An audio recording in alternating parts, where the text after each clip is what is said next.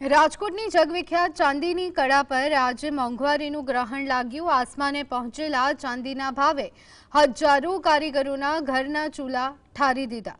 સોના જેવી કિંમતી કડા ધરાવતા આ કારીગરો આજે મજૂરી કામ કરી અને પેટીયું રળવા માટે મજબૂર બન્યા છે।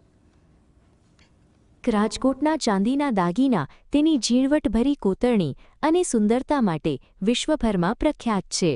વર્ષોથી હજારો પરિવારો માટે આ માત્ર વ્યવસાય નહીં પણ એક પરંપરાગત વારસો છે।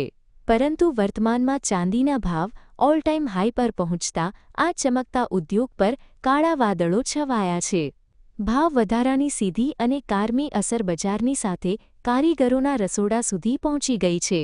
પરિસ્થિતિ એવી સર્જાઈ છે કે જે કારીગરો આખો દિવસ ચાંદીના દાગીના ઘડવામાં વ્યસ્ત રહેતા હતા તેઓ આજે ઓર્ડરના અભાવે નવરા બેસી રહ્યા છે। ગ્રાહકોની ખરીદ શક્તિ ઘટતા વેપારીઓએ નવા ઓર્ડર આપવાનું લગભગ બંધ કરી દીધું છે। કારીગરોની વ્યથા છે કે અગાઉ તેઓ મહિને 30થી 40 હજાર રૂપિયાની સુખદ આવક મેળવતા હતા, જે અત્યારે શૂન્ય જેવી થઈ ગઈ છે।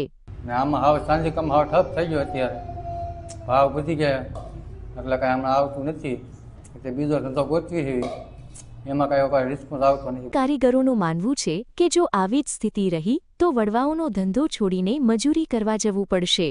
આ સંકટમાં મહિલા કારીગરોની હાલત વધુ કફોડી છે। અનેક કારીગરો જેઓ વર્ષોથી ચાંદી કામ કરી પોતાના પરિવારને આર્થિક ટેકો આપતા હતા, તેઓ આજે મજબૂરીમાં ઇમિટેશન જ્વેલરીનું કામ કરવા પ્રેરાયા છે, પરંતુ તેમાં આખો દિવસ મહેનત કર્યા પછી માંડ 50 રૂપિયા મળે છે, જે મોંઘવારીના આ યુગમાં ઊંટના મોંમાં જીરા સમાન છે।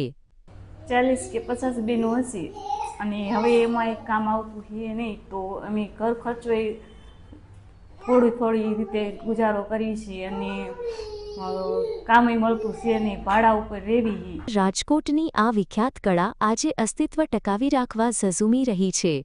જો ચાંદીના ભાવમાં આવી જ અસ્થિરતા રહી અને કારીગરોને યોગ્ય વળતર ન મળ્યું તો આ હસ્તકળા હંમેશ માટે વિસરાઈ જશે। ગરીબ અને મધ્યમવર્ગીય કારીગરોની રોજીરોટી છીનવાઈ રહી છે, જે આ ઉદ્યોગ માટે લાલબત્તી સમાન છે।